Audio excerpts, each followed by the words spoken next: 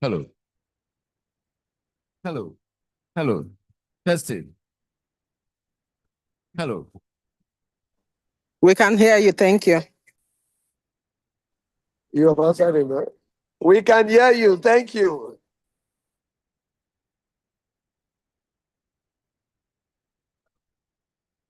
Hello. Okay. Hello. Testing. Testing. Testing. Amplify it. Hello.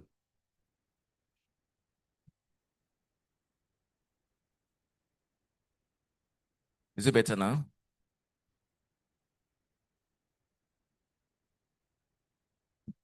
Hello.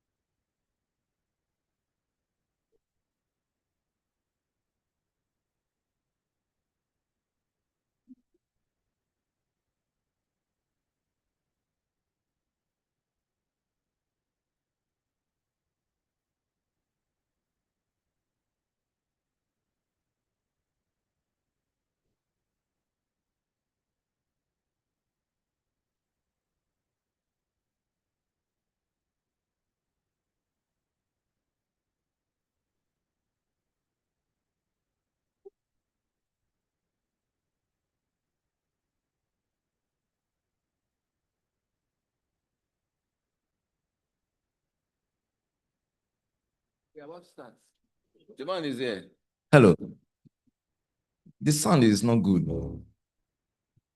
Touch something now.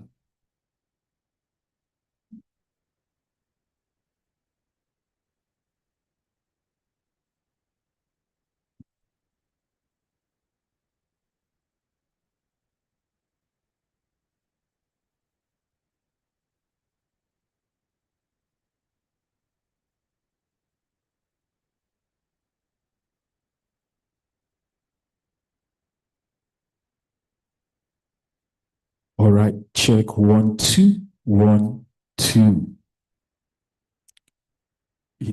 1, 2.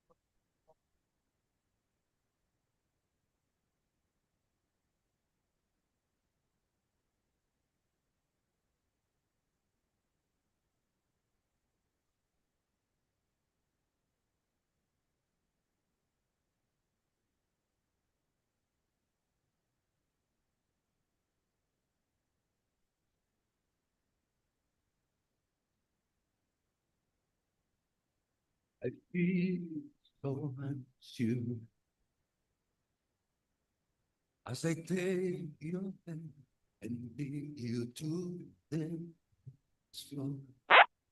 The music died, something in your eyes calls to mind the silver screen and all time goodbye.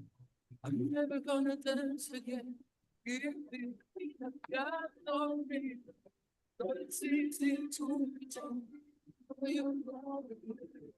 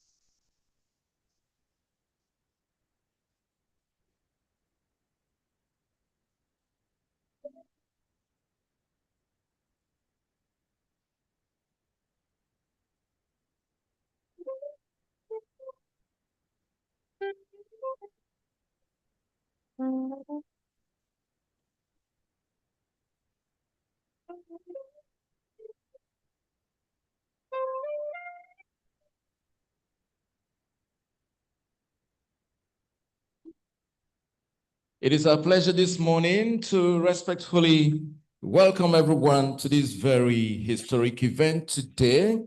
We're here for the public lecture with the topic, the European Union, a reliable partner for Nigeria, by the EU Ambassador to Nigeria and ECOWAS, holding today at the unique University of Port Harcourt, precisely at the CBN Center of Excellence, built by the CBN. Thank you very much. May I respectfully, at this point, invite all of us to rise as we commence with today's proceedings. We shall begin with the national anthem, and that will be followed by the university anthem.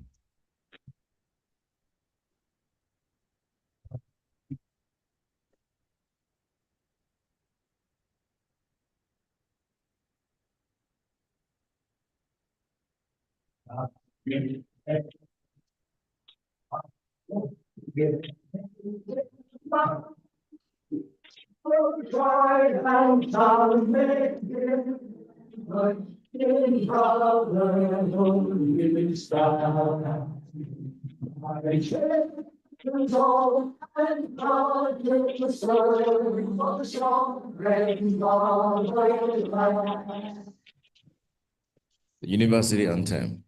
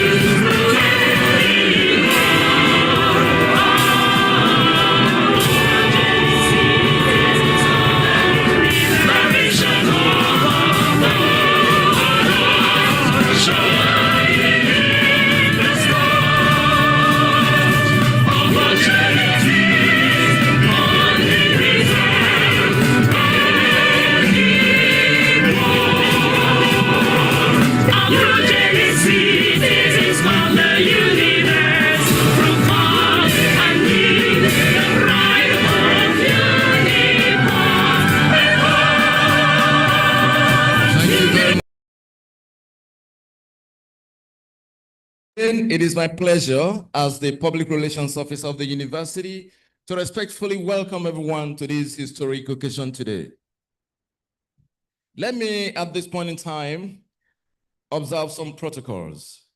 I have the honor and the privilege to respectfully introduce to us the Vice Chancellor of the University of Port Harcourt here today, who is heading the management team. I am talking about Professor Owunari Abraham Georgewell.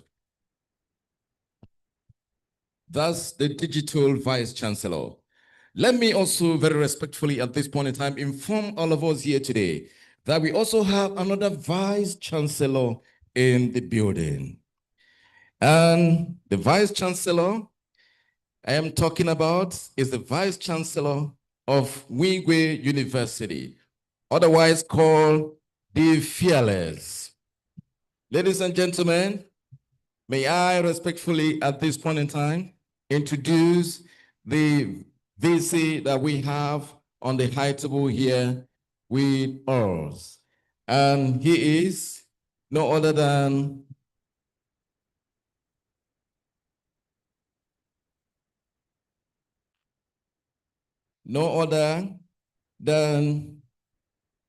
sorry for that little hitch. He is no other than Professor Marwan Al-Qaidi. Please put your hands together for him. That is the VC of the Fearless University. Thank you very much. Ladies and gentlemen, I have the honor at this point in time to respectfully introduce to us our guest speaker for today, our revered speaker. I am talking about the Ambassador to Nigeria, EU Ambassador to Nigeria and ECOWAS, Ambassador GAUTIER MIGNOT. Please put your hands together for him. You're welcome to the unique University of Port Harcourt. Thank you. Now, let me introduce other members of the high table. I have the honor to respectfully introduce to us the Deputy Vice Chancellor Administration of the University. He is no other than Professor Chikudi Onyaso. We also have here today the Deputy Vice Chancellor, Academic Professor Rosemary Ogu. And on the other side, we have the Registrar of the University, Dr. Gloria Chinda. Also seated here is Professor Helen Emarcelo, the University Librarian. I have the honor to very briefly, before we commence other items here, to inform our special guest today and other special invitees that also seated today we have the deans of the faculties, the 17 faculties in the university. The deans, please, let's put our hands together for all our deans. We are also privileged to have today directors of centers and institutes that are here. Please put our hands together for them. We are also glad to inform us that we have the HODs of the over 70 departments in the university. They're all seated here. Please put our hands together for them. Thank you very much. Let me inform us that we also have our provost. Remember, provost of the College of Health Sciences is higher. So let me recognize the provost of the College of Health Sciences, the acting provost. Thank you very much. And we also have the staff of the university who are here in the large numbers. And all our staff, please, you're welcome today. You're welcome. We also have our students here, some of them from the College of Health Sciences, the medical students, and other students of the university. They're all here. Please, let's welcome our students. Put your hands together.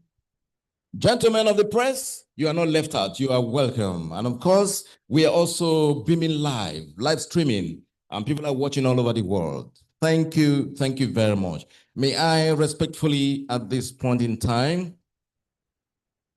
inform us that the next item is the opening prayer after the constitution of the high table. May I, at this point, seek guidance from the Vice Chancellor? Okay, anybody move in the spirit can pray for us. Okay, DVC admins. Shall we stand to pray? Father, we thank you for the gift of life.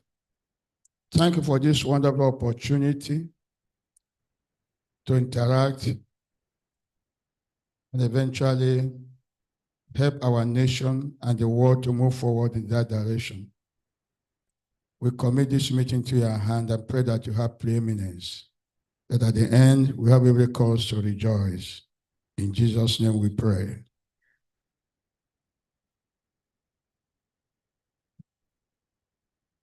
Let me also very respectfully welcome another very important personality in our midst today. I am talking about the president of UPWA, University of Port Harcourt Women Association president, and wife of the vice chancellor of the university, Professor Udeme Unari Jodwell.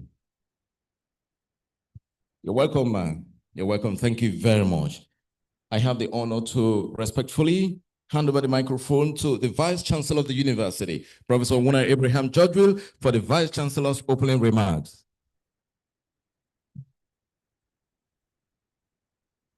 Let me stand on all the protocols that the PRO today has well established. Distinguished ladies and gentlemen, it is with immense pleasure and a deep sense of responsibility that we welcome you all to this very important public lecture organized by us here in the University of Port Harcourt in collaboration with the delegation of the European Union to Nigeria and ECOWAS. Today, we gather not merely for an academic exercise, but to interrogate and reflect upon one of the most pressing questions of our time: the nature and reliability of international partnerships in shaping Nigeria's developmental trajectory. The topic we are going to listen from our ambassador is the European Union, a reliable partner for Nigeria. I believe that this topic is both timely and critical. At a moment when our nation, and indeed the African continent, face multi-dimensional challenges, ranging from economic instability, insecurity, climate change, etc., etc. The question then is, who are our reliable partners? Who are they? And in what ways do these partnerships translate into tangible developmental outcomes? That is the question, and I'm sure we'll get some answers today.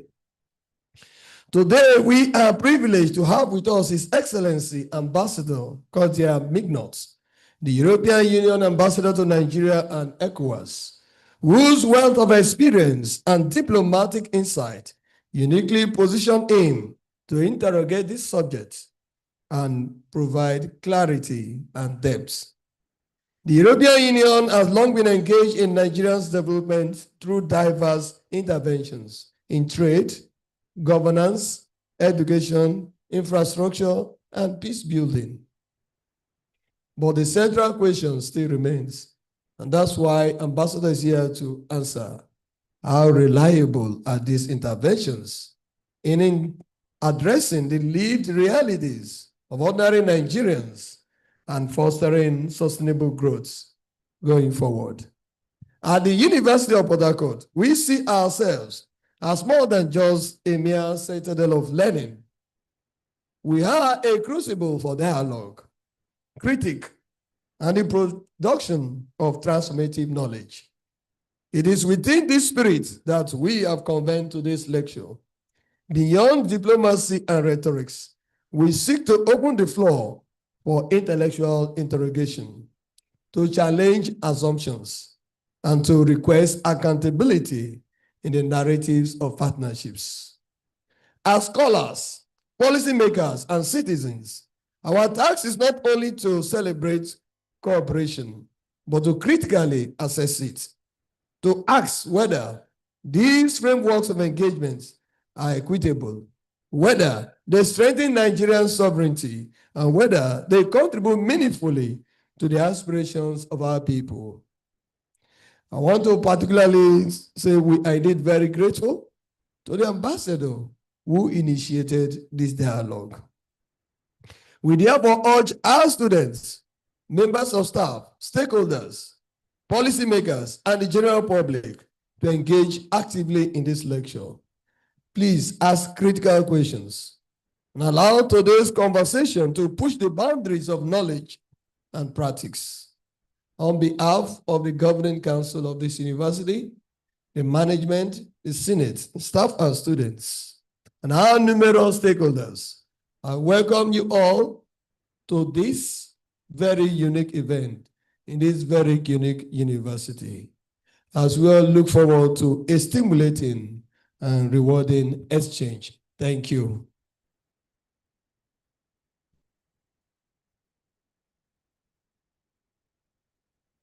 Thank you very much, Vice Chancellor, for that very wonderful address. It is time for the next item, which is item number 6, brief citation on the guest lecturer. May I respectfully invite the Deputy Vice Chancellor, Academic of the University, Professor Rosemary Ogu, to kindly step forward and do this very beautiful citation on our guest lecturer. Thank you, PRO. The Digital Vice Chancellor, sir. Our dear speaker, please be upstanding. This is a brief citation on Ambassador GAUTIer MIGNOT, the European Union Ambassador to Nigeria and ECOWAS. Greetings, everyone. Ambassador GAUTIer MIGNOT holds a management degree from ESSEC Business School, a world-renowned academic institution founded in 1907.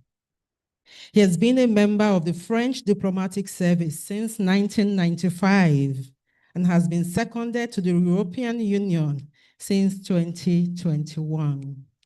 In the first part of his career, he mainly worked on European Union affairs, coordinating in particular the French EU Council presidency in Brussels in 2008. He has also served as deputy head of mission of France to Senegal, global affairs, international cooperation, and sundry. He's also served 10 years in Latin America, most recently as French ambassador to Colombia, 2017 to 2020, and EU ambassador to Mexico, 2021 to 2024. On 1st September 2024, he was seconded as the EU ambassador to Nigeria and the Economic Community of West African States. Ladies and gentlemen, may I present to you Ambassador GAUTIer MIGNOT, our special guest lecturer for today. Ambassador, sir.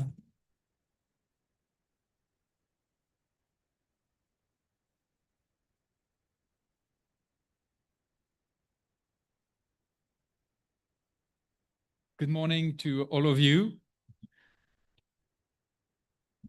Professor Owunari Abraham George-Will, Vice Chancellor of the University of Port Harcourt, receiving us today. Thank you very much. Distinguished members of the main table, distinguished deans, directors, scholars, staff, students, members of the press. Allow me to stand on existing protocols in the interest of time. But first, let me tell you how happy I am to be here with you today at the University of Port Harcourt, proudly wearing the colors of Uniport. And thank you for giving me this opportunity to talk to you about the European Union and its partnership with Nigeria. And I think it's important to do so, and it's something that I try to do every time I go out of Abuja, where we are based, to talk about the European Union, because the European Union is more and more important in today's world. The Europeans are more and more acting as a united force in the world, but paradoxically, we're not so well known. Here in Nigeria, people hear about the European Union, but sometimes they mix up us with United Nations, you know? And people do not know exactly what is the role of the EU, also compared with the role of its member states. And of course, we work a lot together And to start with, the European Union had its own diplomatic network, some 150 almost embassies around the world that we call European Union delegations, like the one I have the honor to head here in Nigeria. But we work, of course, closely with our member states' embassies. And out of our 27 member states, 19 have an embassy here in Nigeria. So we regularly meet, we coordinate with them, and to act as EU. And I think perhaps before coming to the EU itself, I would like to share some reflections about the state of today's world. We live in a very complex world with more and more information and disinformation, with narratives replacing realities, influencers replacing journalists and scholars, and short posts replacing long surveys or theses. And we see how our concerns or fears are spreading among people around the world. And I think they are linked to global threats, the threat that are challenging the mere existence of humanity in this planet. Climate change, loss of biodiversity, shortage of natural resources are threatening human life in this planet, let's say in this century. And also, of course, many people are facing immediate challenges of security, of poverty, and even hunger. But all these problems, in fact, are linked. Climate change is not so much an issue for the rich, like sometimes you hear, but rather for the most vulnerable, because they are the most affected, the most vulnerable population, the most vulnerable countries. They are the most affected by climate change. And then we have questions rising more and more on the disruptive effects of digital technologies, artificial intelligence now. Are we going to stay in control, the humans? It was a question that could sound like science fiction a few years ago, but now it's really being posed. And we see how there are growing inequalities in the world to the benefits of a very few well-off. And so the world needs to perform a triple transition to meet this challenge: a green, digital, and inclusive transition. We need a change of model. We need to change our model of production, consumption, and exchange. And technology will help us in this transition, but it won't solve all of our problems. It's not a magic wand. And we also live in a more and more globalized world where these problems are transboundary and global, and so are the solutions. So cooperation is needed more than ever. But what we are seeing instead, right now, is a new rise of power politics, where instead of cooperating with your neighbor, you try to crush it, even if it's your ally, curiously. And policies of denial of reality, of the reality of climate change in particular. But the problem is that reality is stubborn. Reality ends up catching up on you, know? And then you have to face it at some point. And so all these policies are doing is make us collectively lose time and efforts. And this is an evolution to which the EU strongly opposes.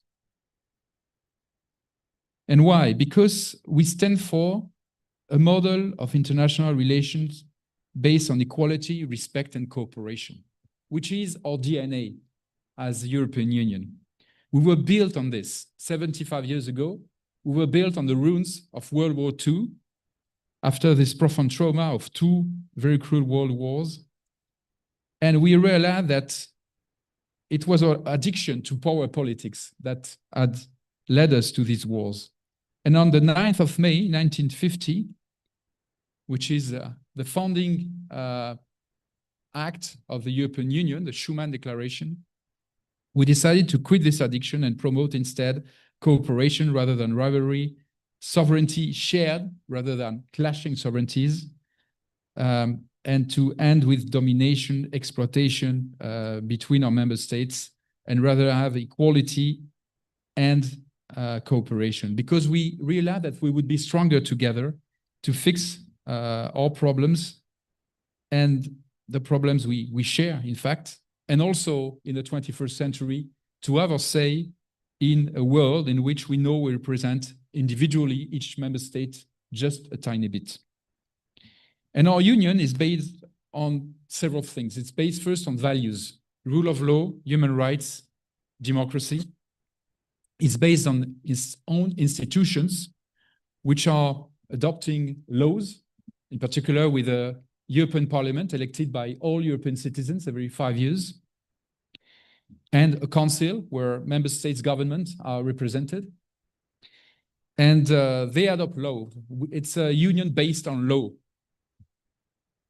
We have rights, citizens, in particular rights of free movement of persons, but also of goods, of services, and of capitals, what we call the 4 liberties. We don't like tariffs, unlike others, and we don't apply tariffs among ourselves in particular.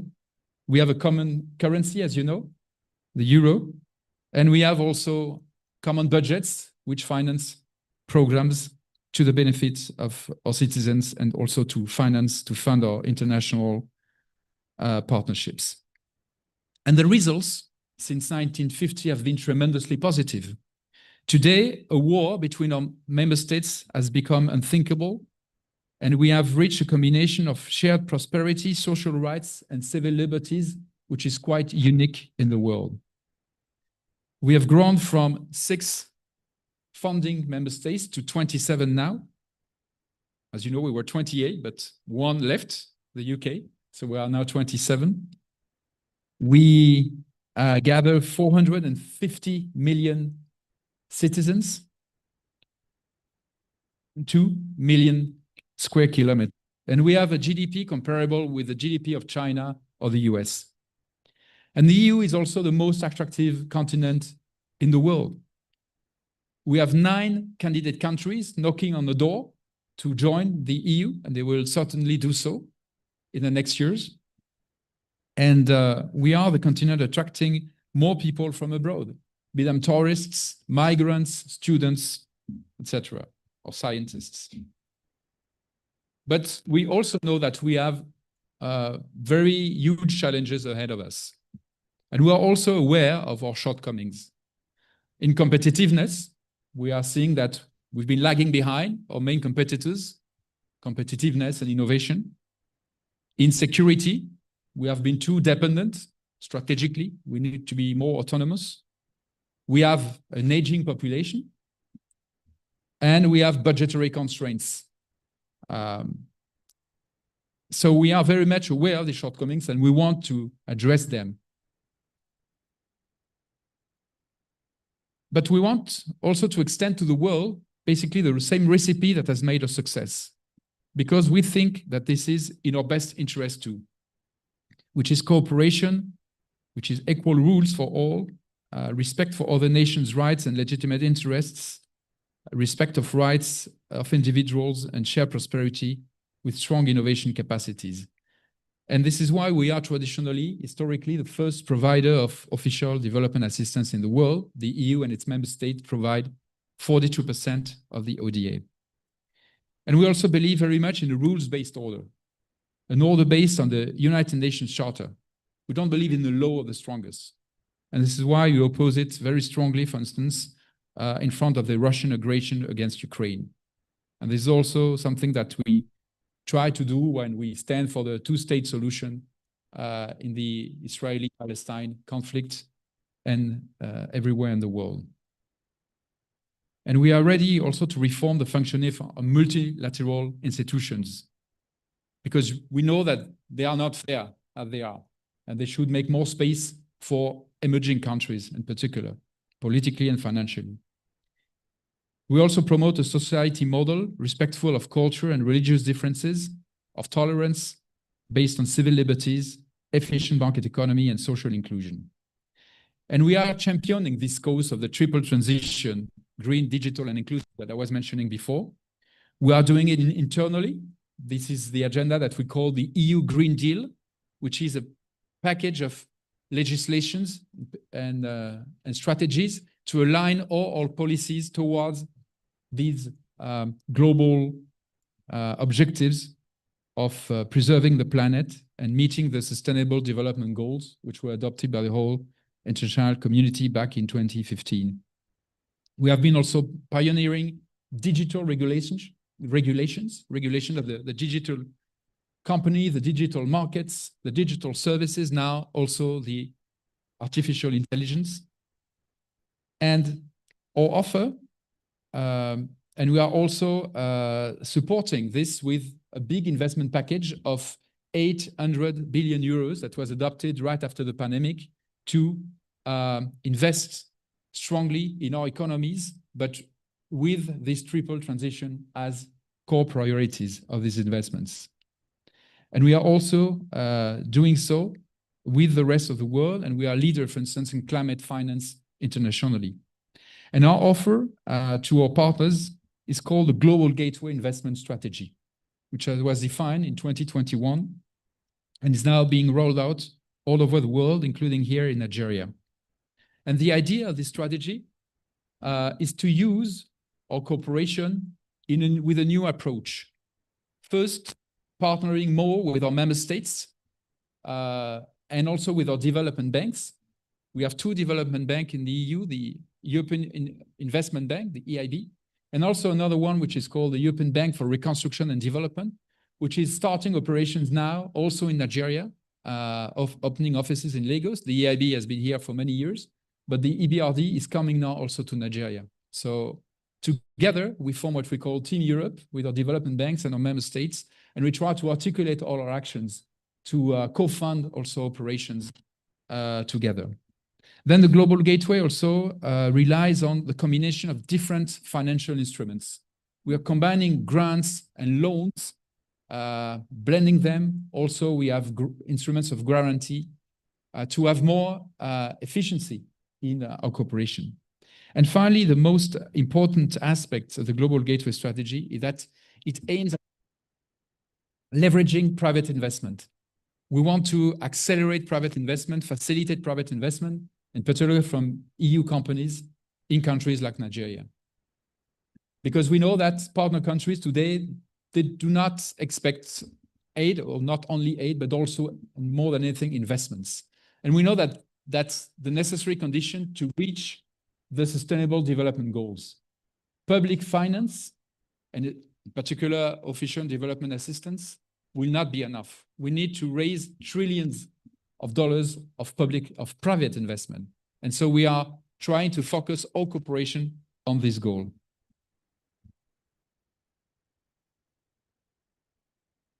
And what we are doing also in this troubled world is to try to build new or reinforce partnerships, building new partnerships or reinforce those existing. And we've been doing this over the last few months in particular, more recently with Mexico and South American country, the Mercosur, but also in Central Asia, in East Asia, with a country like Vietnam. We've recently announced the launch of the negotiation of a free trade agreement with India. So we are trying to build new partnerships.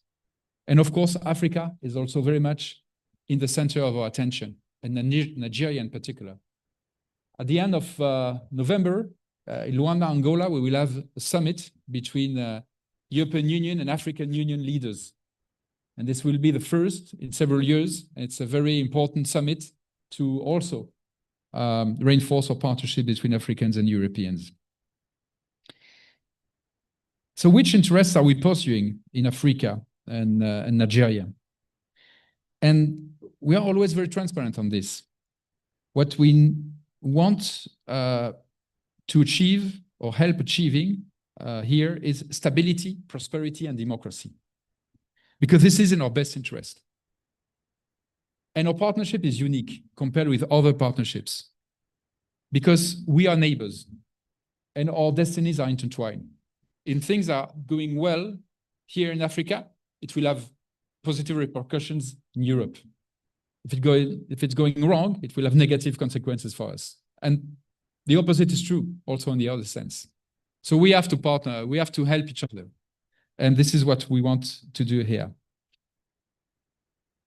And at a time when other partners are winding down the support, the official aid, we're not doing this. On the contrary, we are keeping our commitments and we're staying on our course. And this is why we think we are, and we want to be reliable partners, reliable for Nigeria and Africa. And we think that Nigeria is also a reliable partner for us. Of course, we are aware that there are multiple partnerships. We have multiple partnerships. Nigeria also has, and this is normal, with many other countries. And we are certainly not the only ones reliable. But it is important to choose your partners with open eyes and look at who they are, how they behave at home, and how they behave internationally, and compare. And be prudent in the way you implement these partnerships. So how do we partner together, the EU and Nigeria? Well, in fact, we do this across the board in almost all areas. We are the first, Nigeria's first trade and investment partner. More or less, a little bit more than 1/4 of Nigeria's foreign trade is with the European Union, with far ahead from China, for instance. We're at 26%, they are at 14%. And we are historically the main provider of foreign direct investment in Nigeria. 1/3 of existing foreign investments have come from the European Union. And interestingly, this trade relationship is very much beneficial to Nigeria. Nigeria has a trade surplus with the EU every year of around 10 billion euros. And our global gateways priority in Nigeria are focusing on sectors like climate smart agriculture, renewable energy, transport, digital, and health. And I would just take 2 examples of projects that we are going to launch under the Global Gateway. One is the Omi Eco project, which is the creation of a maritime waterways transport system in Lagos to facilitate public transportation in Lagos. And another one is the rollout of 90,000 kilometers of optic fiber to help better connect Nigeria and even neighboring countries. And we also have, I would say, a more traditional sectors of cooperation, in particular in peace building. You know that the EU was awarded in 2012 the Nobel Prize for Peace. And so we feel really a duty to be up to this great recognition, acknowledgement that we received back then. And actually, this is what brought us with my colleagues who are here with me today, here in the Niger Delta. We've been funding a project for peace building in 66 communities over 3 states, Rivers, Delta, and Bayelsa. And we've been over the last few days visiting the 66 communities where we've been, some of them, of course, not all of them, but some of these communities where we've been rolling out this project, the 6.5 million euros grant, implemented through partners. The EU only funds projects, we don't implement them ourselves. And this is about creating in communities were affected by violence, criminality, conflicts, peace architectures at community, LGA, state levels, but also opportunities for livelihood. And yesterday we were here in Port Harcourt in a waterfront community, which used to be a no-go zone, and where now things have improved a lot. So this is an example of the kind of interventions that we are funding. But we also have cooperation on security and defense, on human rights, democracy, civil society, gender equality, and education, which is, of course, and health, which are very important sectors of interventions. In total, we are deploying a budget of 731 million euros of grants over the period 2021 to 2027. We always think long-term, and we have long-term budgets and long-term projects to try to be transformative. And on top of that, we have many regional and global projects. We have what I mentioned before, the loans of our development banks. The EIB has a portfolio of 1.3 billion euros of loans in Nigeria. And we have also a humanitarian aid, some 50 million euros every year, especially to the northwest and northeast Nigeria, where you have most needs, in particular in nutrition. And we also have a very strong cooperation in higher education with our flagship program, which certainly you've heard of, the Erasmus Plus program, with its flagship dimension, which are the Erasmus Mundus Masters scholarships. Some weeks ago, we had the pleasure to have in Abuja the pre-deployment event with a little bit more than 100 Nigerian students going to study in Europe under the Erasmus Mundus program. And they are going to study in 2 or more European countries, masters, which are in many cases unique, which are offered by consortiums of universities, some including outside of the European Union. And it's really a thrilling opportunity. So turning to the students in particular, if you are interested to study a master in Europe, this is the right time actually for the next batch next year to look at opportunities and apply for these scholarships. But Erasmus Plus is also more than that. It's also projects for capacity building in higher education, partnerships between universities in Europe and in Africa in particular. And this is something that we want to develop much more in Nigeria. We also have what we call the Jean Monnet actions to fund projects on European studies, because we want others to study and reflect about contemporary Europe. And we also have another program, which is the Marie Skłodowska-Curie actions, which are focusing on researchers. And on research and innovation, we have the Horizon Europe program, which is our big global program to fund research projects. And many Nigerian research teams, normally embedded in international research teams, are benefiting from these grants from the Horizon Europe program. And also mention to forget a new innovative project of students' mobility that we are funding, which is called the Intra-African Mobility Scheme, meaning that it's about funding scholarships to enable African students to go and study in another African country, not in Europe this time, but in another African country. So voilà, we have a lot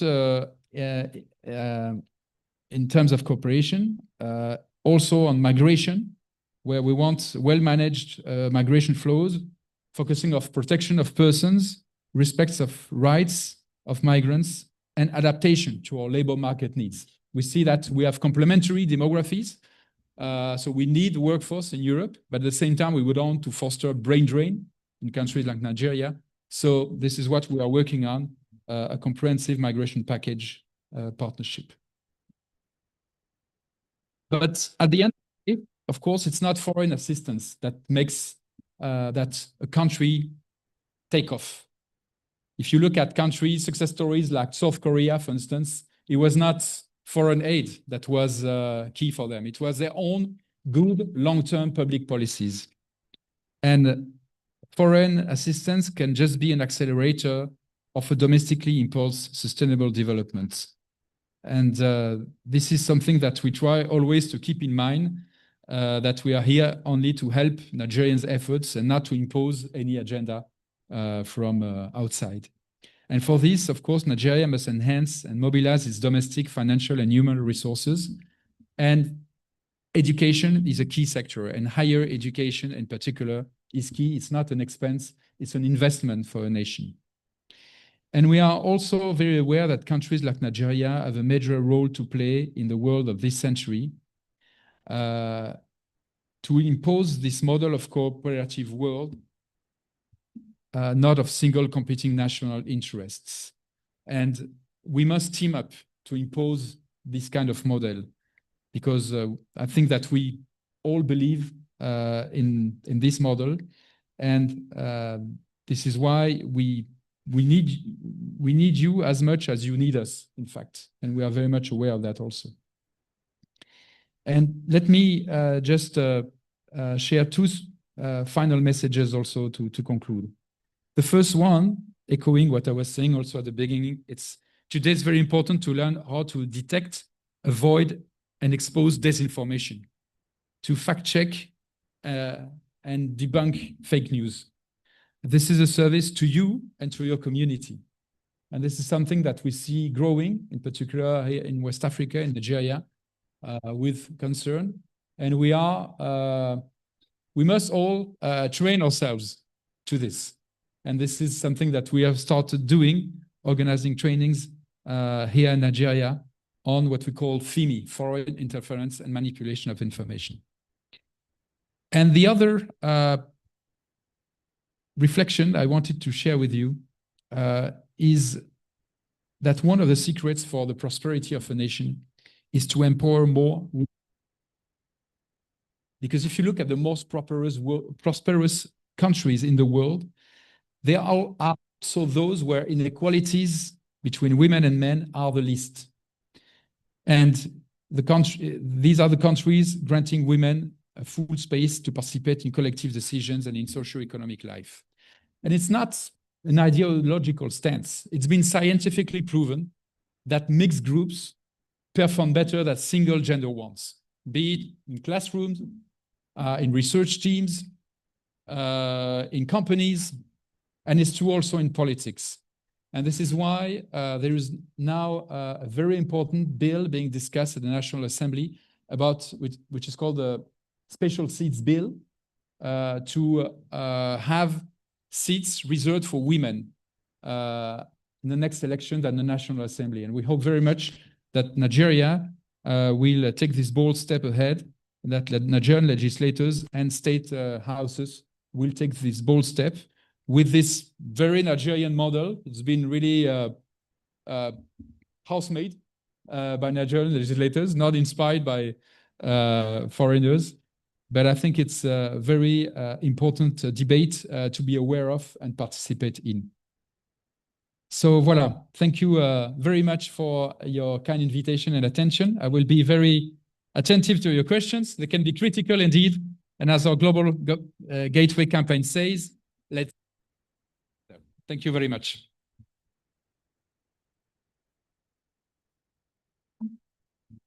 Please, can we give you another big round of applause? That was a wonderful lecture delivered by His Excellency, Ambassador GAUTIER MIGNOT, EU Ambassador to Nigeria and the ECOWAS. Please, another big round of applause for him. If you look at the program, we are now on item number 8, question and answer sessions. If you have any concern, any questions you'd like to ask, please, this is the opportunity for you. Please, when you indicate, we shall invite you. So, do you have any question to ask? Vice Chancellor Hamin, are we taking? Thank you very much. Professor Ale, you have a responsibility. Thank you. VC's wife is here, please, ma'am.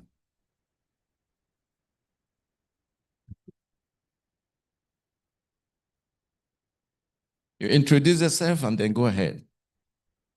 Good morning, all. My name is Professor Odeme Georgeville. Thank you, guest speaker, for the lecture. My interest lies with what the EU has to offer with regards to women in academics, women at the grassroots, women at any level in Nigeria. What do you have? What packages do you have? And how can we assess those packages? Thank you. Thank you. Number 2, please, ma'am, your time. Okay. Thank you very much.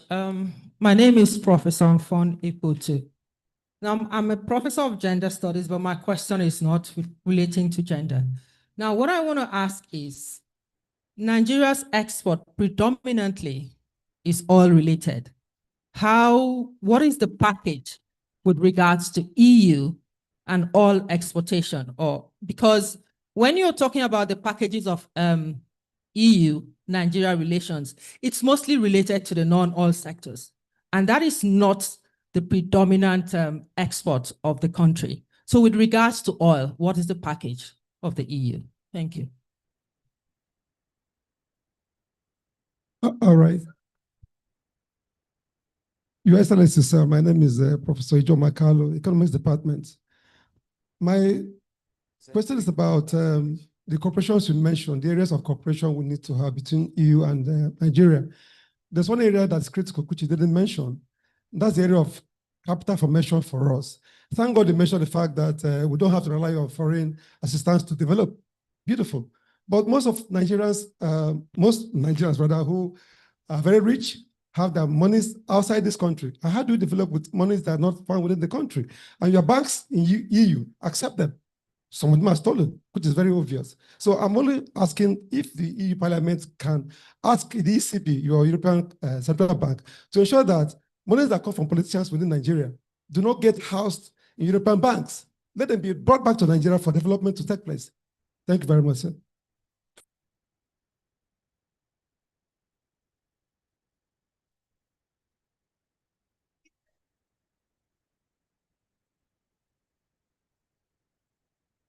Thank you, Ambassador MIGNOT. I'm happy when you mentioned MPP3, MPP6, and MPP9. I know that those programs worked directly with communities. And my question is, are there plans for such programs that worked directly with communities? And if yes, is there any plan for academics, especially in adult education, community development, or social welfare, to be part of such programs because of community sensitization?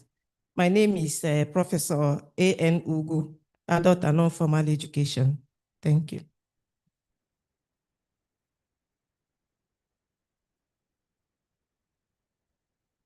Mr. Vice Chancellor and the Ambassador, all other protocol respected.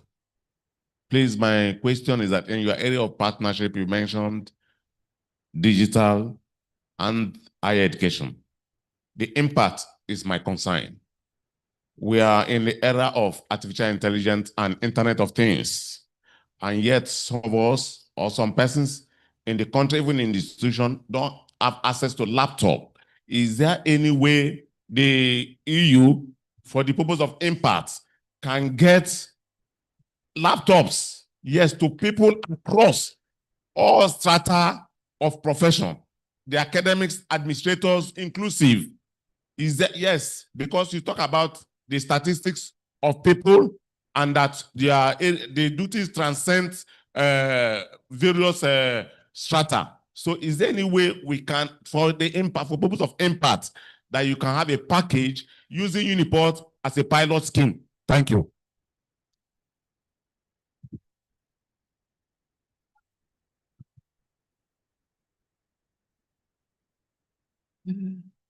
Okay, thank you very much for these very good questions. First, on gender and women and girls empowerment. In fact, in our cooperation, this is a cross-cutting.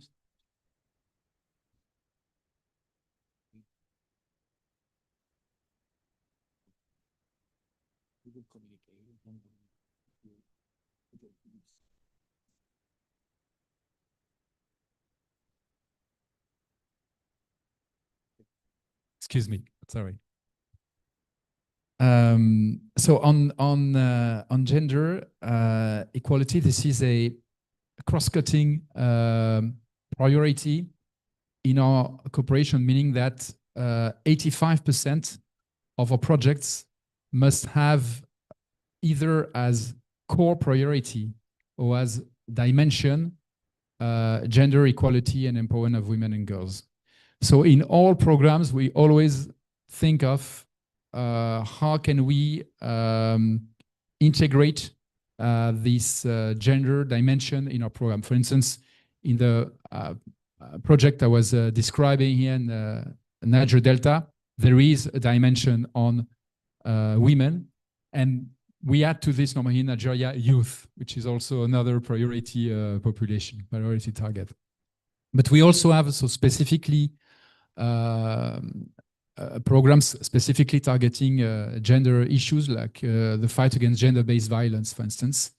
And we do this also in part through grants to civil society organizations. So we have called for proposals, calls for projects of CSOs that we periodically do, and then we fund CSO projects like this. On the oil trade, let's say, as you may know, more than 90% of Nigeria's foreign trade is oil and gas. And this is the case also with the EU, but we are the biggest market in non-oil and gas exports from Nigeria, exports like cocoa, for instance. And this figure normally should decrease over time because now with the new refinery capacities that have been installed in Nigeria, in particular with the Dangote refinery, there should be less of these exchanges based on Nigeria sending oil abroad, including to Europe, and getting back refined products, petrol. So this should normally diverse this trend, but there is a big challenge of diversification of Nigeria's foreign trade, not only with the EU, but with all its trade partners.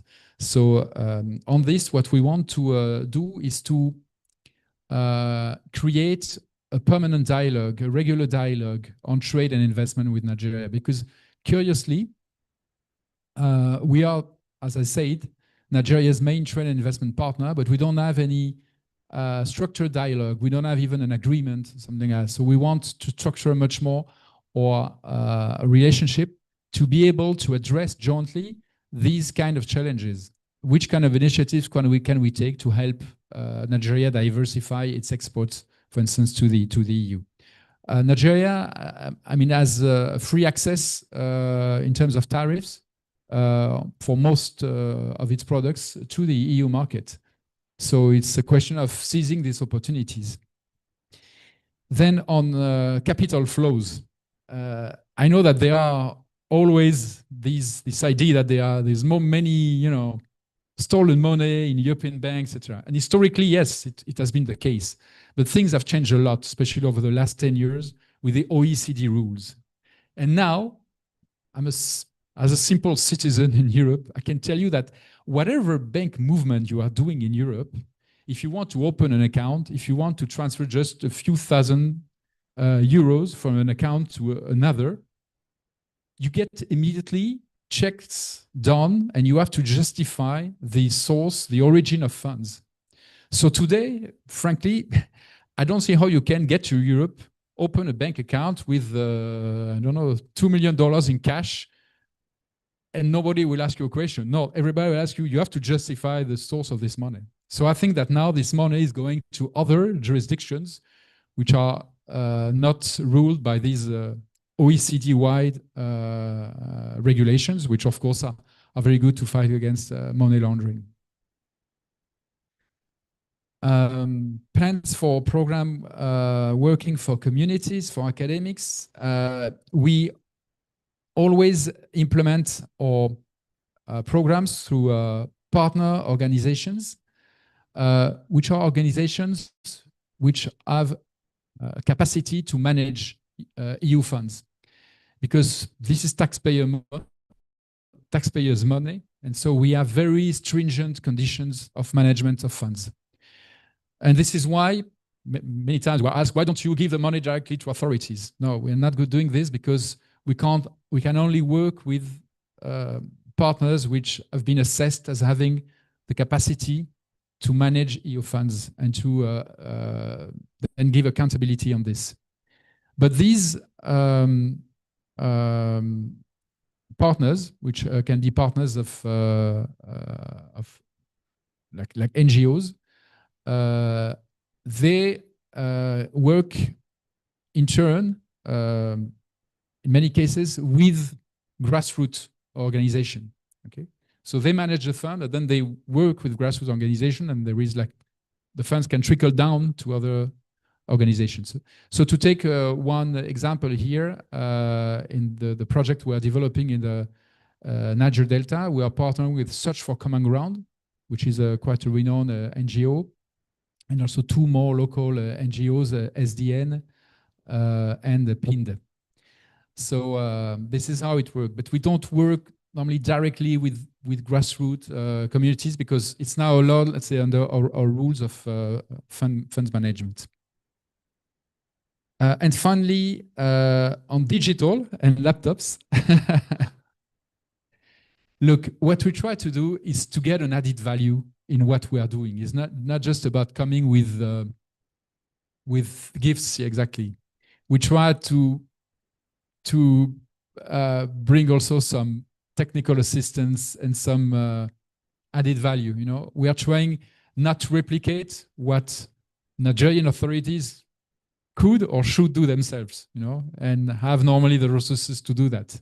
And we can't, of course, be everywhere, you know, as I said. So to what we are very present in the digital sector, helping to reinforce skills, for instance, and in particular of young people. We are helping with, you know, optic fiber, which is really a wide-ranging project, and we are also trying to do this to have really more impactful projects. So no, we don't do laptops, sir. I'm sorry. But we do rather on how to help young digital entrepreneurs to use their laptops in the best efficient way. You know, that would be rather a kind of intervention. Thank you very much again.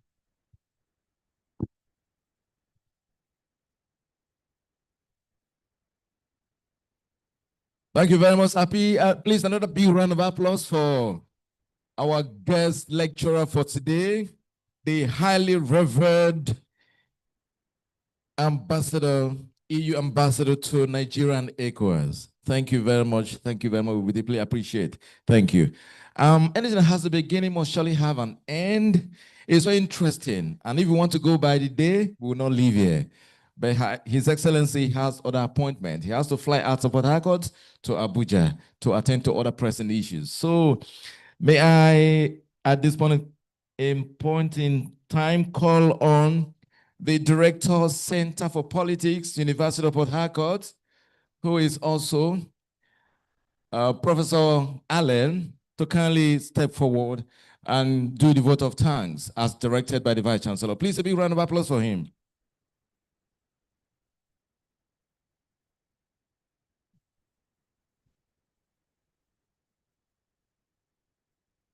Vice Chancellor, University of Port Harcourt, Your Excellency, distinguished ladies and gentlemen, it's an honor and a privilege for me to give the vote of thanks at the close of this very thought-provoking lecture.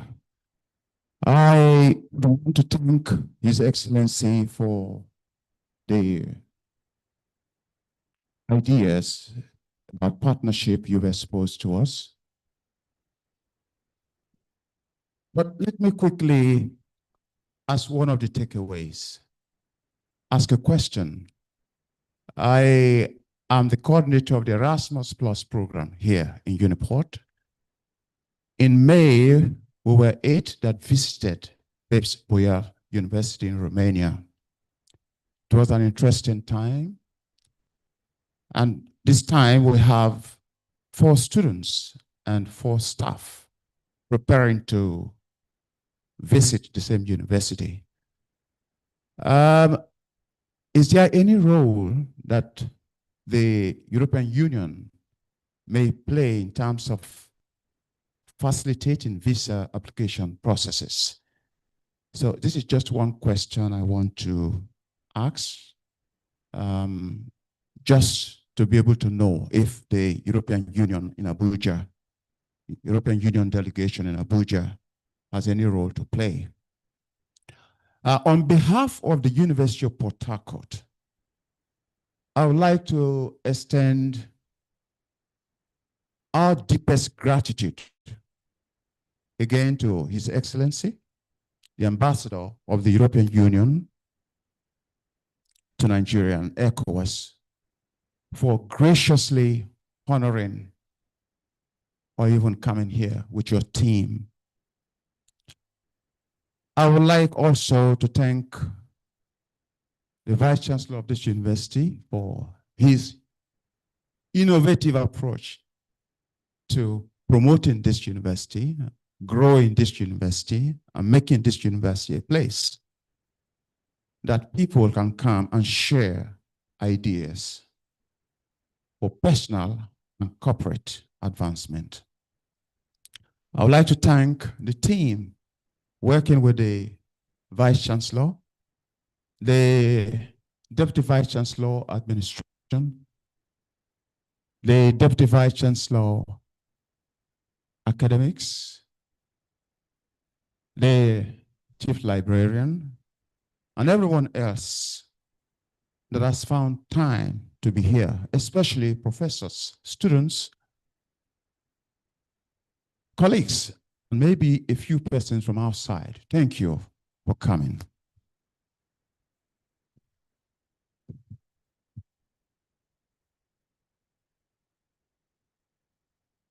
Your Excellency, the Ambassador, EU Ambassador to Nigeria and ECOWAS, distinguished colleagues, I think we've come to the end of this very unique program. And Professor Fidelis Allen has done a very beautiful thank you. But I think there's one question. You want the EU Ambassador to answer? The visa you want to go for, whether you will facilitate? Okay, sir, please facilitate the visas for them. Thank you, sir. You know, one of the big advantages of being EU ambassador is that you don't deliver visas. So you don't have this responsibility. This is a competence of our member states' embassies. But of course, when it comes to Erasmus Plus program, we do help. Normally, our member states know very well this program. And so they are, I mean, people get their visas. Of course, you have to apply on time, etc. But whenever there is a problem, we help solving it by intervening with our colleagues of the relevant member state, in this case, Romania. But normally, there shouldn't be any problem. They know in the consular sections very well the Erasmus Plus program. So whatever visits that happens in this framework normally is problemless. Thank you. Thank you very much. Your Excellency, the university wants to give you a souvenir. Please, can we just step forward? Let's just give a souvenir. So I want to give a souvenir, Your Excellency. Yes, sir. I think the one with the muffler, because he has taken the one. Sir, just this way, please. Registrar, can you come, please? DVC admin, come, please. Okay. Well, Registrar, you do the presentation to His Excellency. On behalf of the Council Management of University of Port Harcourt students, we do this presentation to you, appreciating you for a beautiful lecture you presented to us. Thank you very much. Thank you. Thank you. Thank you. Thank you very much. Sako, we want to give you a souvenir. Where's your number? Your colleague. Come, please come. Okay, DVC admin, can you do that presentation? Once more, we want to appreciate you for the time we took to be here. And we believe this is a beginning of a greater future. We hope that Uniport and EU will have more robust time ahead of us. On behalf of the management, the governing council, the management, the staff, students of Uniport, we made this presentation to you. Thank you for coming. That's Liberian, you do this for the last person. Thank you. That's Liberian.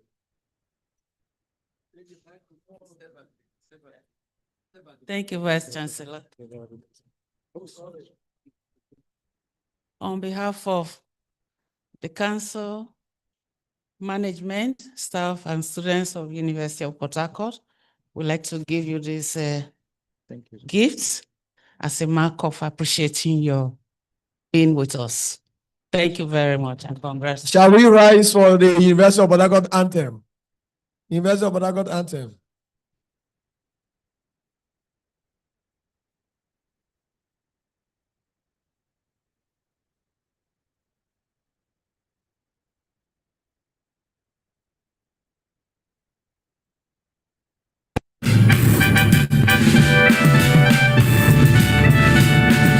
When the green lowlands and swampy plains of the new Calabar River stands, the University of Port Harcourt, a citadel of learning and excellent education.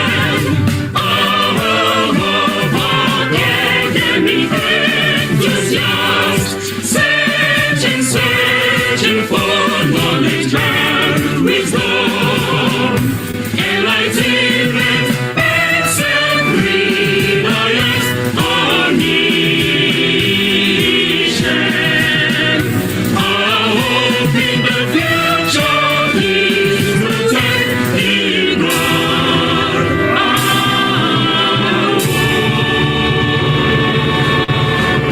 The vision of our world shining in the sky, opportunities unlimited and equal. Our progeny citizens of the universe, from far and near, the pride of Uniport,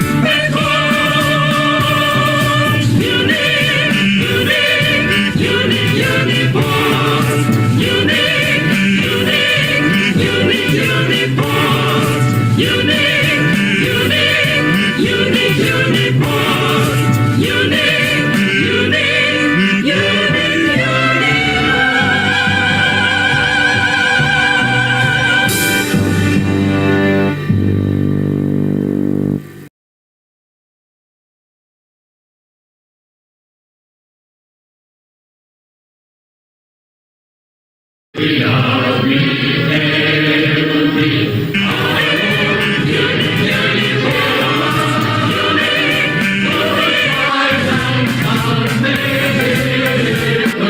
in brotherhood we stand, united in love and proud to serve our sovereign fatherland.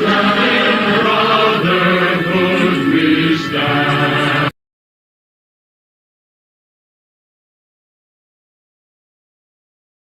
Our special guest, His Excellency, the management team, to lead the way.